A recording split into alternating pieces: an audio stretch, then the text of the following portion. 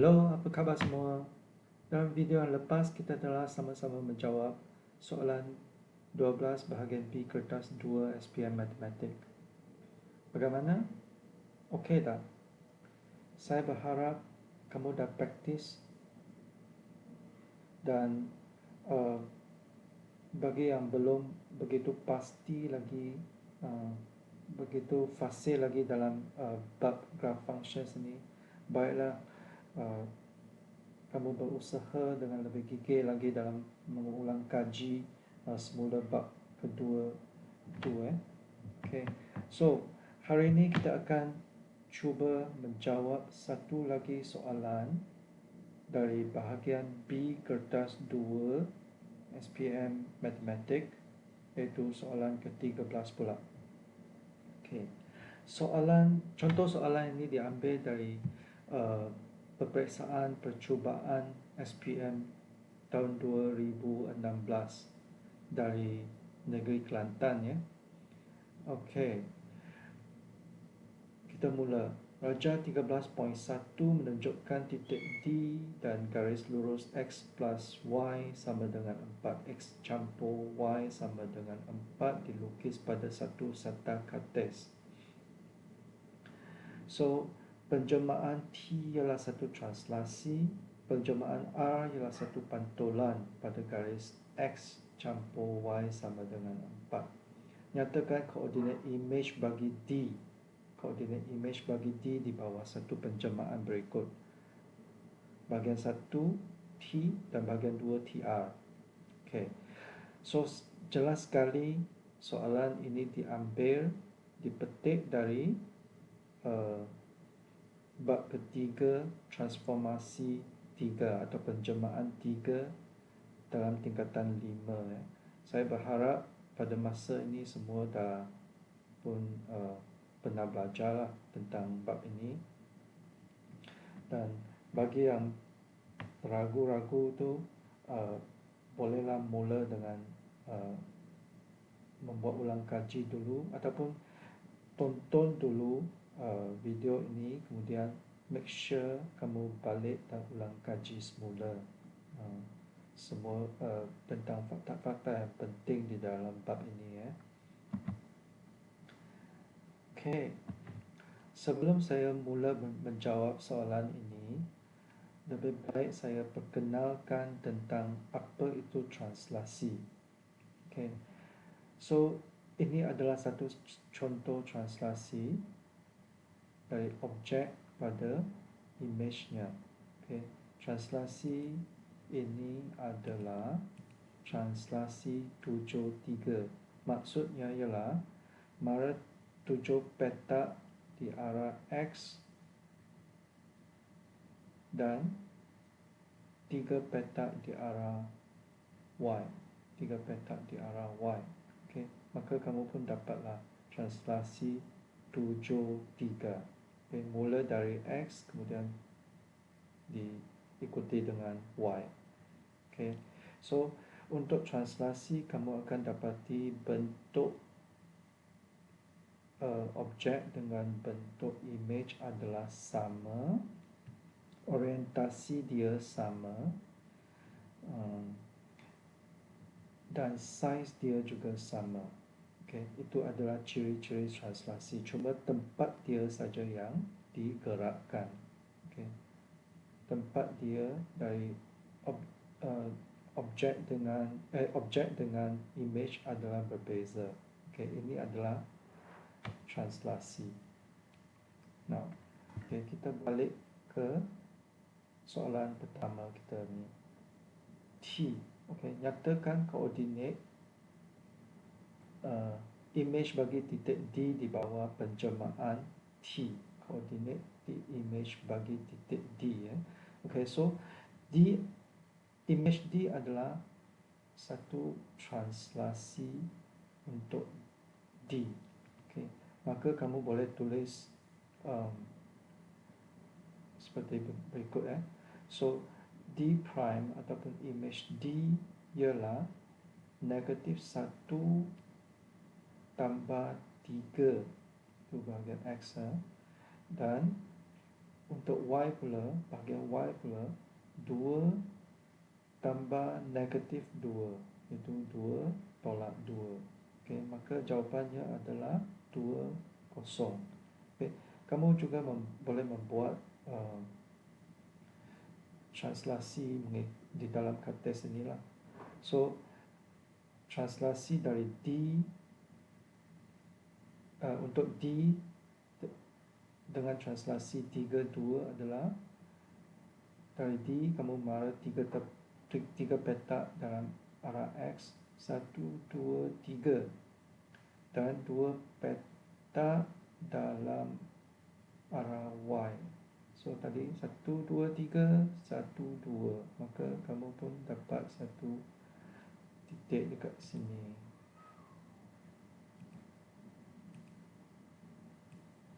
Titik ini adalah image untuk translasi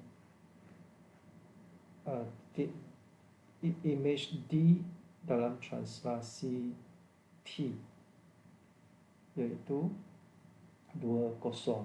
Okay, tengok soalan dia sama saja kan, cuma dia adalah satu penambahan.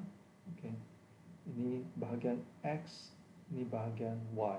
Okay, maka kamu pun tambahkan nombor nilai-nilai inilah dan dapatlah jawapannya. Okay, so untuk bahagian kedua pula, okay, so kalau dapat jawab bahagian ini, kamu akan dapat 1 markah. Untuk bahagian kedua pula, penjelmaan TR. Okay, apa maksudnya TR ini? Okay, sebelum kita mula dengan TR ini, harus saya ingatkan apa itu TR. Okay, TR adalah berbentuk satu transformasi bergabung ataupun penjelmaan bergabung. Okay, so untuk penjelmaan bergabung, ia selalu dimulakan dari belakang kemudian diikuti dengan penjelmaan yang di depan. Okay, so untuk YX, transformasi dimulakan dengan X kemudian diikuti dengan transformasi Y. Okay, kena ingat bukan mula dari depan, kamu kena mula dari belakang dan work backwards. Okay, so mula dari belakang kemudian baru selesaikan penjelmaan di depan. Okay, so bolehlah balik ke sini semula. Sekarang kita ada satu penjelmaan bergabung TR. So kamu tahu ia kena mula dari R kemudian baru selesaikan penjelmaan T, itu translasi yang kamu telah belajar tadi. Okay, so kita mula dengan R. R itu adalah satu pantulan pada garis X campur Y sama dengan 4. Apa itu pantulan? Pantulan adalah satu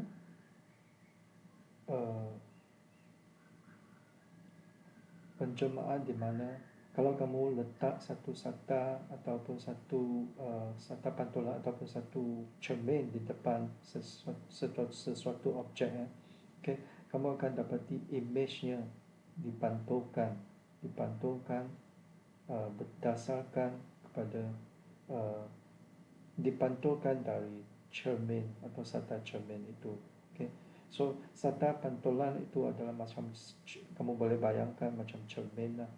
Okay, so apa yang penting adalah jarak di antara titik objek ke sata pantulan ataupun ke cermin kita adalah sama dengan jarak antara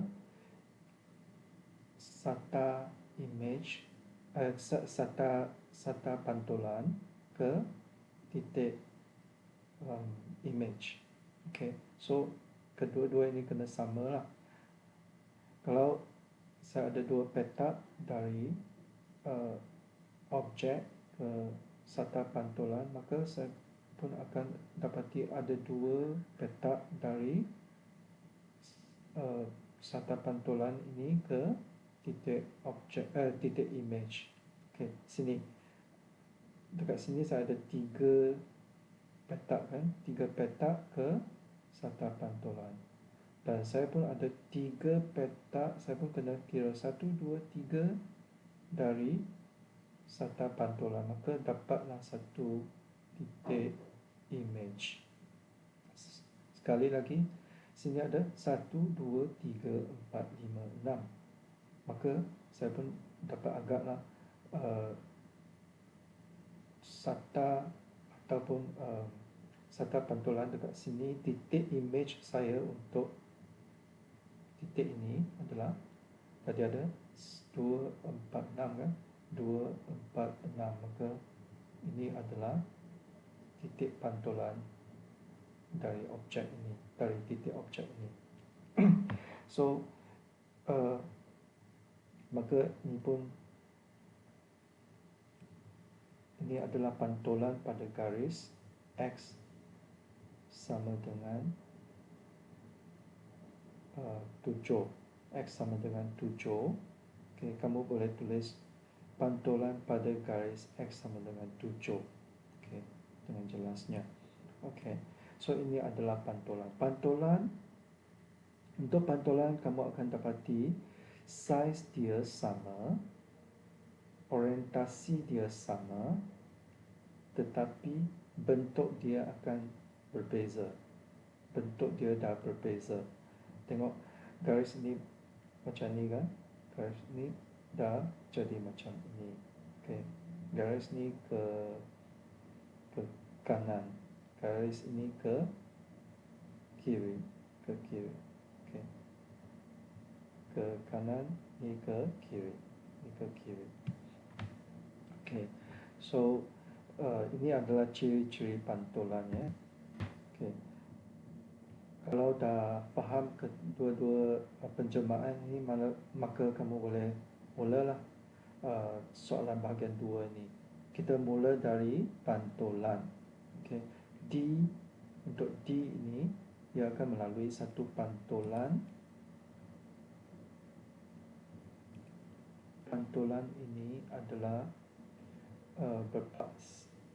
adalah di pada garis X campur Y sama dengan 4. X campur Y sama dengan 4 inilah.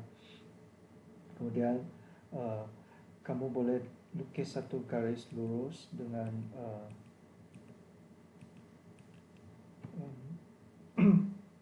satu sudut tepat lah, penjulukan ataupun perpendicular to this line. Okay, kemudian dengan sudut tepat ini, garis lurus yang bersudut tegak dengan garis X campur Y sama dengan 4. Ini adalah jaraknya dari sata pantulan kan, atau garis pantulan. Okay, maka boleh extend lagi. Okay, maka ini adalah, ini pun satu garis tepat kan, satu sudut tepat kan. So ini adalah titik untuk image pertama pantulan. Kemudian ia selepas menyelesaikan penjelmaan pertama iaitu R dekat sini, kemudian kamu teruskan dengan translasi 3-2. Maka kamu pun marahlah 3 petak ke depan, 1, 2, 3, dan 2 petak ke bawah, 1, 2. Maka image terakhir untuk untuk penjelmaan bergabung ini adalah dekat titik ini. Okay, dan kamu pun bacalah koordinat titik ini, 1, 2, 3, 4, 5, 1, 2, 3. Okay, maka koordinat untuk pantulan bergabung adalah 5, 3. Okay, di sini. Okay, so macam senang saja kan. Kalau dapat 2 bahagian ni, maka kamu pun dapatlah 3 markah. Okay, apa yang penting adalah untuk kamu betul-betul boleh faham tentang konsep translasi dengan pantulan. Selalunya ia akan bermula dengan kedua-dua penjelmaan inilah di dalam bahagian A. Okay. And kemudian kita ke bahagian B pula. Raja 13.2 menunjukkan trapezium PQRS dan let me use a highlighter, a pointer. Okay, so PQRS dan trapezium URST dilukis pada satu sata kartes. Okay, PQRS dan URST dilukis pada satu sata kartes. Okay, URST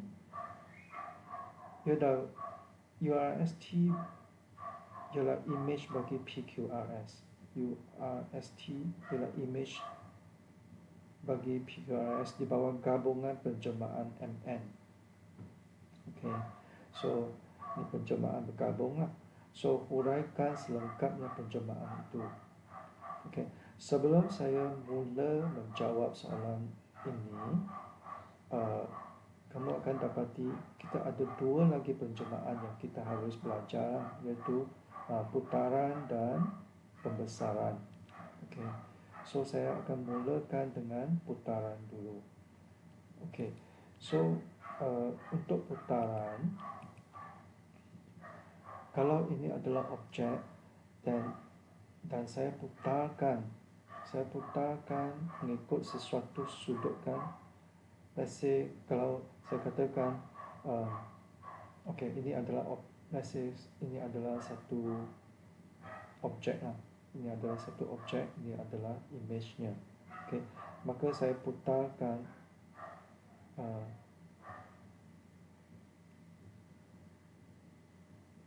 90, kalau 90 darjah ke sini, maka ini adalah 90 darjah ikut lawan jam dan berpusat di sini. Okay. Sebaliknya, kalau ini adalah objek dan ini adalah image-nya, maka kalau saya berputar 90 darjah mengikut arah jam, saya akan mendapati image untuk objek ini akan dijelmakan ke tempat ini. So, apa ciri-ciri penting dalam putaran? Ia mesti berpusatkan di satu titik, satu pusat. Okay. Dan jarak dari objek ke pusat adalah sama dengan jaraknya dari image ke pusat putaran. Okay. Cuma kamu gambarkan kalau kamu membuat sesuatu putaran dengan mengikatkan satu tali kan. Kalau kamu ada satu tali, kemudian kamu ikatkannya kepada satu benda lah, let's say satu seketul batu, okay, dan kamu tetapkannya di satu titik ataupun satu pusat dan gerakkan dan putarkan garis itu 90 darjah mengikut arah jam. Okay, kalau kamu dapat ukur 90 darjah ikut arah jam, so kamu akan dapati jarak objek ini tidak akan berubah kan, sebab tali itu bila kamu tegangkan tu dia akan sentiasa ditegangkan kemudian sampai ke satu sudut yang kamu tetapkan, iaitu kalau kamu tetapkan 90 darjah ikut arah jam, maka kamu akan dapat satu 90 darjah dekat sini, dan let's say ini adalah, katakanlah ini adalah tali kamu. Okay, ini adalah batu yang selepas putar 90 darjah ikut arah jam tu, maka batu ni akan bergerak dari tempat ni ke ni. Okay. Ataupun kalau ada satu lagi tali yang lebih panjang dan ditetapkan di tempat yang sama, Okay. Kamu pun putar ataupun gerak mengikut arah jam, putar 90 darjah. Okay, maka kamu akan sampai ke, batu itu akan sampai ke sini, dan sudut dia seperti yang kamu hendakkan. Kalau kamu ukur 90 darjah, maka ia dinyatakan sebagai 90 darjah ikut arah jam berpusat di koordinat ini atau di titik ini. Okay. So sama juga bila kamu kalau saya ada satu segitiga, ini adalah objek saya mesti ada satu pusat kan. Kalau pusat dan kalau segitiga ini berputar pada pusat koordinat 9, 11. Okay. Kalau saya putar ikut arah jam 90 darjah, sudut 90 darjah arah jam berpusat di sini, maka saya akan dapati segitiga saya akan menjadi macam ni, dijemurkan ke tempat ni dengan bentuk macam orientasi macam ni. Okay. Seterusnya, kalau saya putar lagi 90 darjah dari sini ke sini, maka dari objek ke image ini, kalau saya terus putar, saya akan dapati ada 180 darjah. 180 darjah. Okay. Untuk 180 darjah, saya tak perlulah saya nyatakan sama ada ia mengikut arah jam ke lawan arah jam, sebab dia sama saja kan, 180 darjah. Sama ada saya nak berputar dalam arah jam ke berputar lawan jam, arah lawan jam ke, semua akan jadi sama, akhirnya akan jadi sama. Okay. So untuk 180 darjah, cirinya adalah bila tapak saya dekat bawah, mesti saya akan dapati tapaknya akhirnya akan menjadi di atas, dan apa yang di atas itu akan jadi dekat bawah lah. Okay, ini senang saja nak lihat kan, boleh gambarkan kan. Okay. So seterusnya, untuk yang 90 darjah lawan arah jam. Okay, senang saja kalau kamu dapat gambarkan kan. So cuma Ghostana. Okay, kamu pun bergerak ikut lawan jam, arah lawan jam, dan tepi ni akan di sini lah, tepi ni akan jadi dekat tempat ni lah. Okay. So apa yang penting untuk putaran, kamu mesti ada kena nyatakan sudut putaran itu dan pusat putaran. Okay. So kenyataannya adalah putaran pada putaran 90 darjah pada arah jam dan berpusat di koordinat 9, 11. Okey, kalau kamu dapat nyatakan dengan lengkapnya seperti ini, maka kamu bila disuruh untuk membuat kenyataan kan, ataupun membuat penghuraian, maka kalau dihuraikan seperti berikut, maka kamu akan dapat markah penuh lah. Okay, itu adalah putaran. So sekali lagi, putaran kamu akan dapati saiz dia sama, bentuk dia sama, tetapi orientasi dia dah berbeza. Tengok dia punya arah lah. Arah dia dah berbeza. Orientasi itu arah lah. Seterusnya kita pergi ke pembesaran. Okay.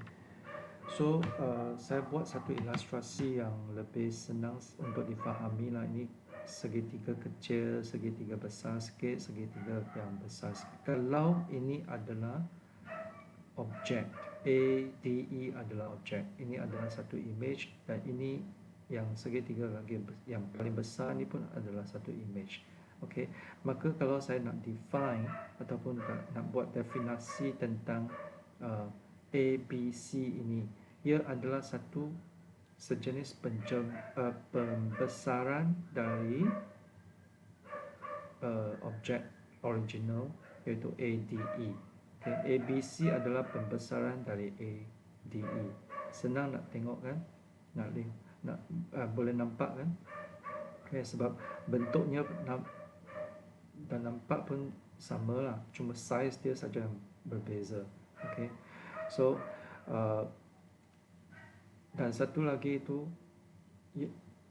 kalau ABC dah jadi kecil, maka sebenarnya dia ada satu pengecilan lah. Tetapi di dalam matematik ini kita pun definasi itu dia masih dinyatakan sebagai pembesaran. Cuma faktor skala dia adalah dengan pembesaran itu adalah dinyatakan sebagai satu pembawa lah. Misalnya segitiga ini image adalah 1/3 daripada segitiga yang original atau objek ni. Okay, maka bagaimana kamu nak tahu yang dia adalah 1/3 daripada objek yang sebenarnya? Boleh kira kan, tengok jarak dia dari A ke tapak, 2.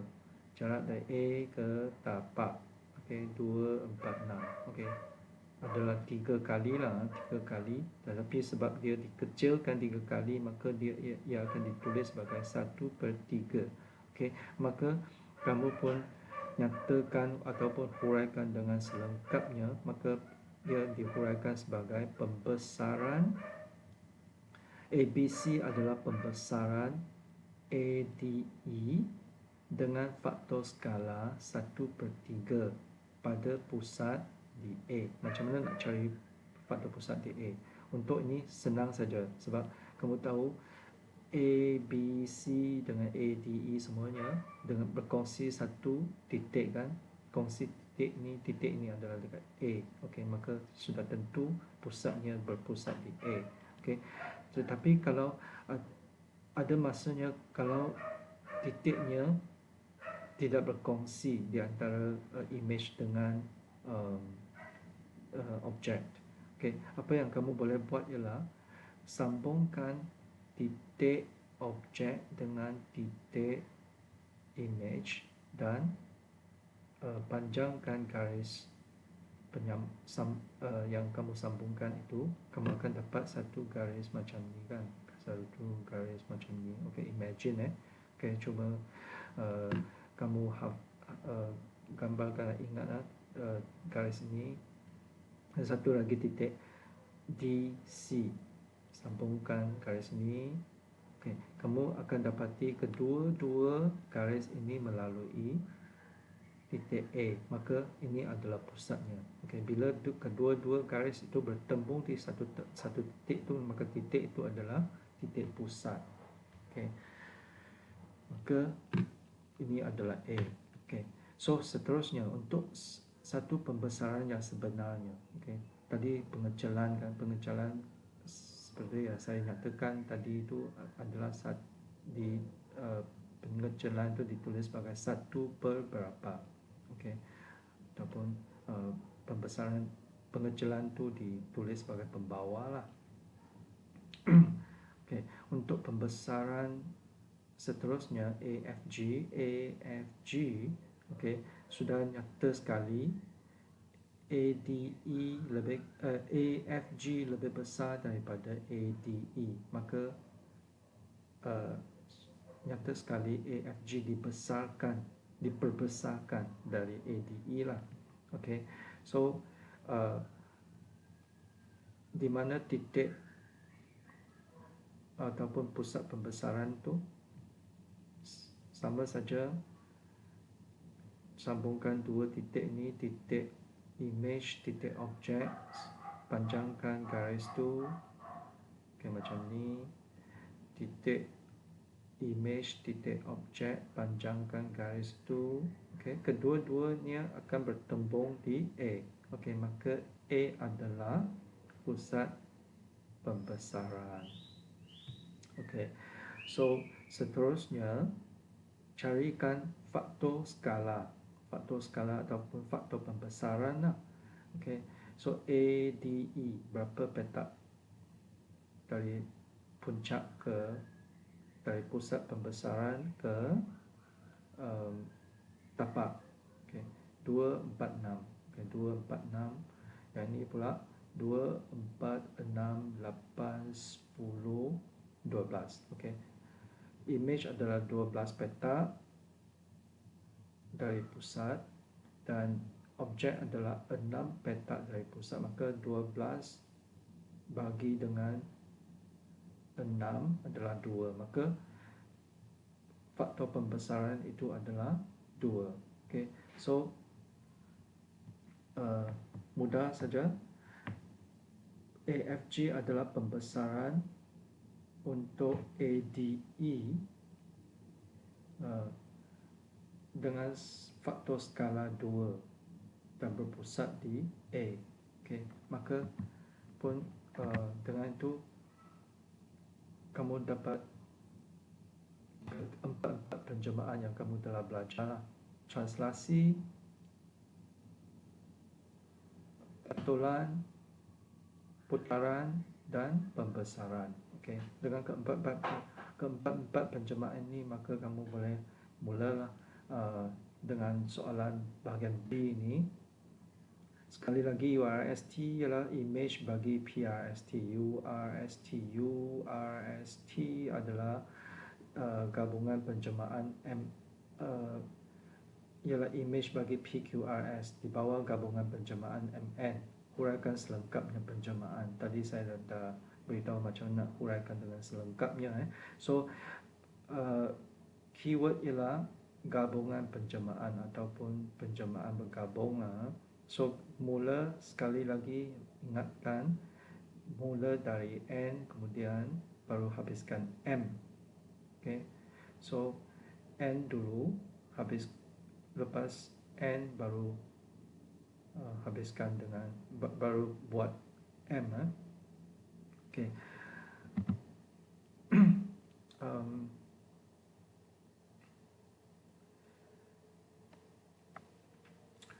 So, untuk pembesaran kamu akan dapati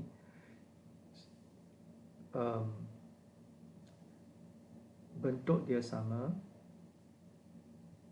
orientasi dia sama, tetapi saiz dia berlainan, kan? Okay. So, dengan ini kamu akan dapati mungkin ada dua tempat. Okay, kalau kamu nak kalau saya dah tahu kan PQRS tadi dah bagi hint, itu trapezium PQRS dengan URST sama-sama adalah satu trapezium. Okay, cuma saiz dia yang berbeza.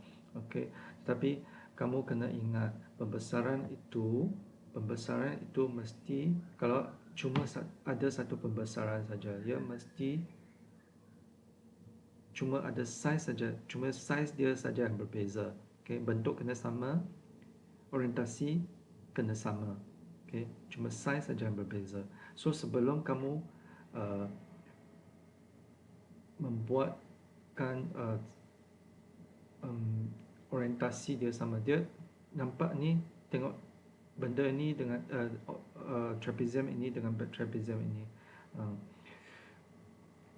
dia nampak macam saiz berbeza tapi orientasi pun berbeza, kan? Bentuk sama, bentuk lebih kurang sama, bentuk sama, kan?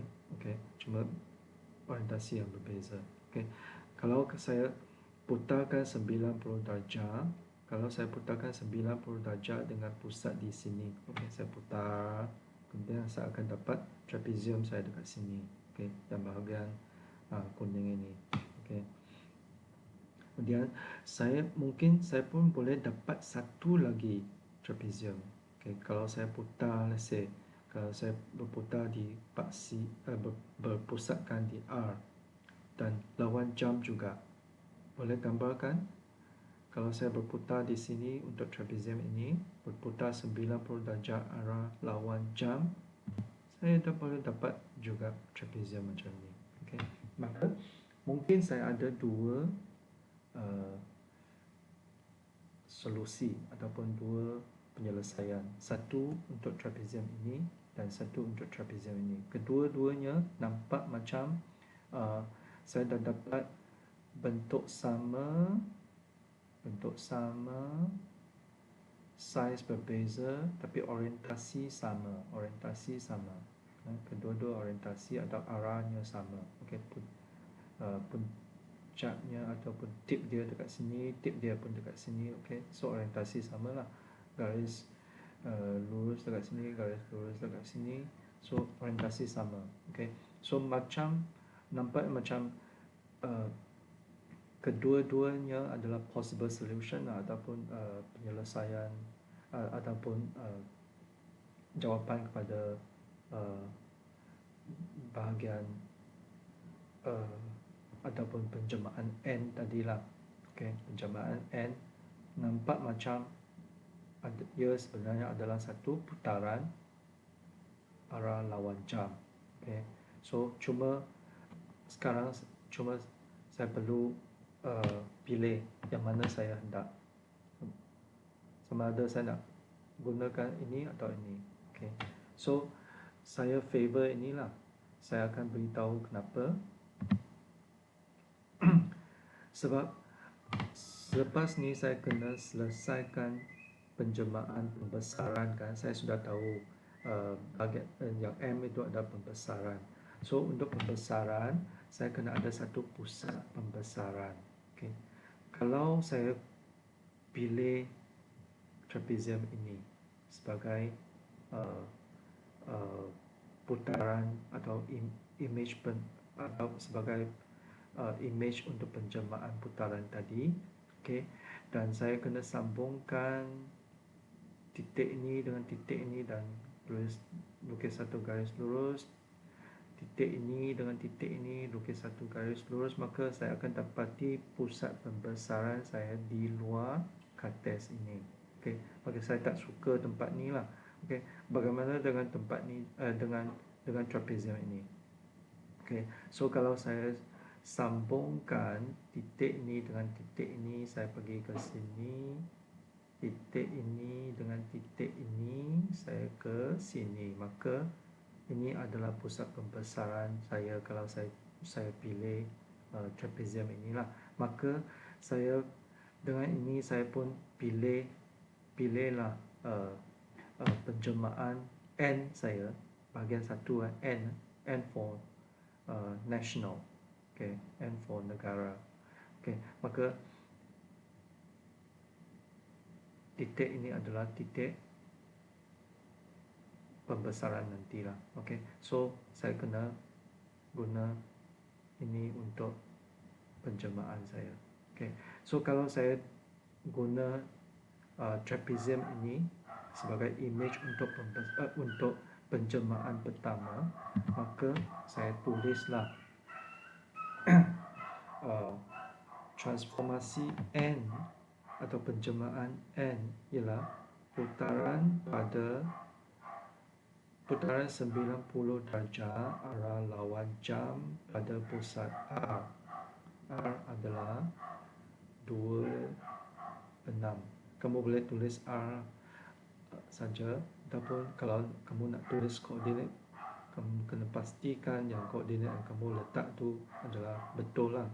Ini 2, 4, 6 2, maka koordinat dia adalah R itu adalah 26 lah. So transformasi, sekali lagi ya, transformasi N ialah putaran 90 darjah arah lawan jam pada pusat R.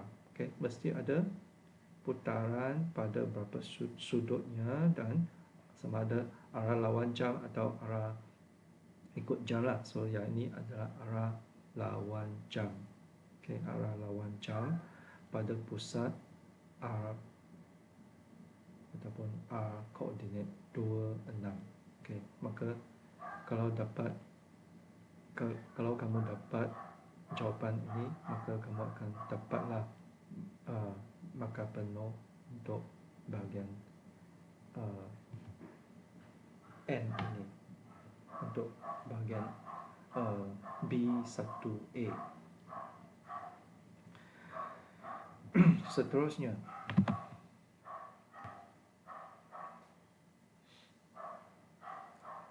untuk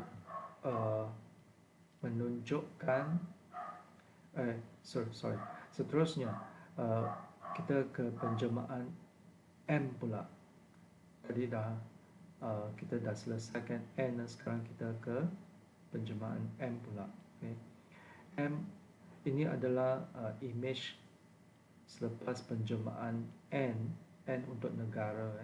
So N, kemudian kita selesaikan seterusnya M. Okay, M seperti yang saya telah jelaskan, trapezium ini bentuknya sama dengan trapezium besar ini. Okay. So orientasi dia sama, tengok tip dia dekat sini, tip dia pun dekat sini, orientasi samalah. Okay, sini garis lurus, sini pun garis lurus. Okay, sini garis lintang, sini pun garis lintang, garis lintang, garis lintang. Okay, maka orientasi trapezium kecil ini sama dengan trapezium besar inilah. Maka kalau ini objek, ini image-nya, maka jelas sekali ia adalah satu pembesaran sebab saiz dia tidak sama. Okay. Dan seperti yang dikatakan, pembesaran itu mesti ada skala faktor dan pusat. Okay. Maka untuk mencari pusatnya, kamu kena sambungkan titik ini, titik image dengan titik objek untuk titik objek dengan titik objek dengan titik image, sambungkan dan buat satu garis lurus. Okay. Dan titik image dengan titik objek, buat satu lagi garis lurus. Kamu akan dapati kedua-dua garis lurus itu bertembung di sini. Maka kamu akan dapati ini adalah pusat pembesaran. Okay. Pusat pembesarannya, dan faktor pembesaran pula adalah dari pusat pembesaran ini ke, kamu pun kira, okay, dapat petak ni kan, 1, 2, 1, 2, 3, 4. Okay. So macam kalau dikira ni adalah 10 tolak 6 adalah 4 lah. Okay. So skala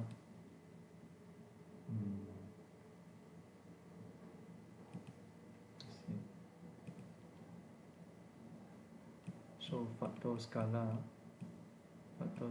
sama dengan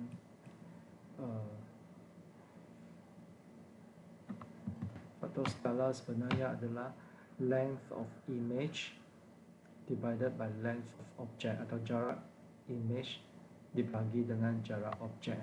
Jarak image dibagi dengan jarak objek. Okay. So jarak image kita adalah 10 sampai 2, 4, 6, 8. Okay, ada 8. Kemudian jarak objek kita adalah 2, 4. Okay, maka adalah 8 bagi dengan 4 adalah 2 lah. Adalah 2. Okay, maka faktor skala adalah 2. Dan pembesaran maka penjemahan ini boleh dihuraikan sebagai M ialah pembesaran dengan faktor skala 2 pada pusat 2, 10. Ini adalah pusat dia lah, 2, 10. 2, 10. Okay. Maka lengkaplah penghuraian ini. dan kamu pun dapat makan penuh. Seterusnya, diberi bahawa PQRS mewakili suatu kawasan seluas 75 meter persegi. Hitung luas dalam meter persegi bagi kawasan yang diwakili oleh kawasan berlorek. Okey, apa itu kawasan berlorek? Ini adalah kawasan berlorek dia. Okey, untuk mengetahui kawasan ini, kamu dah tahu kan tadi ini adalah satu objek dia. Okay, dan ini adalah satu image dia. So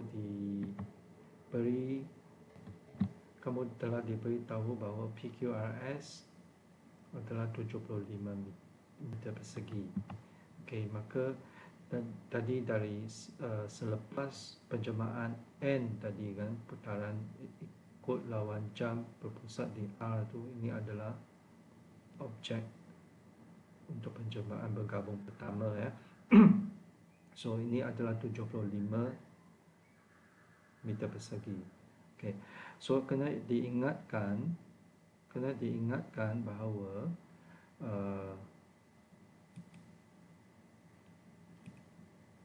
luas image dibagi dengan luas objek sama dengan K kuasa 2, di mana K itu adalah faktor skala.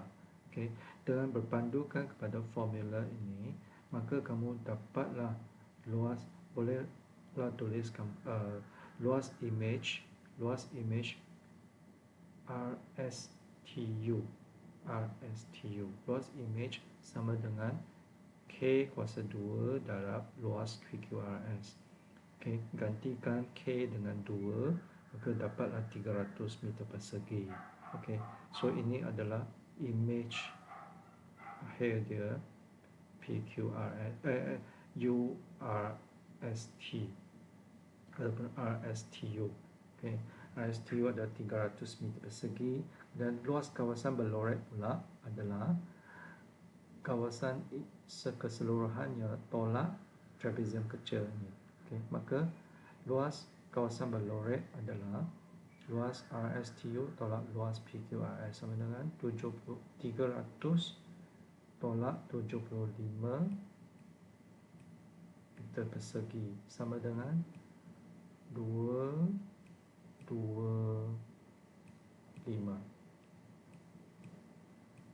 meter persegi. Okey, maka itu adalah jawapan lengkap untuk bahagian ini. Dengan itu selesailah semua soalan ni. So apa yang penting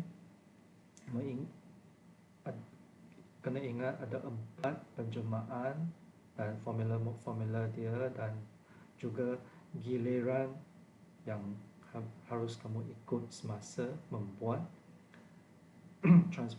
transformasi bergabung. Itu saja yang penting tentang transformasi untuk bahagian B kertas 2 tu.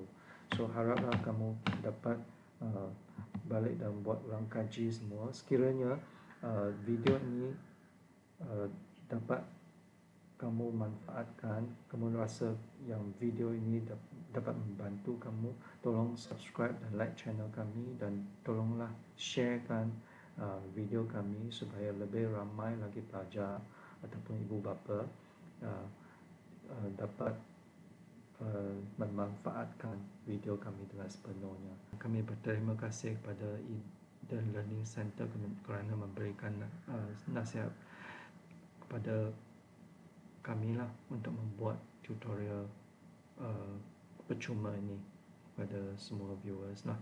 Okay. Last sekali, practice makes perfect, dan selamat maju jaya. Kita berjumpa lagi di video akan datang. Okay, bye bye.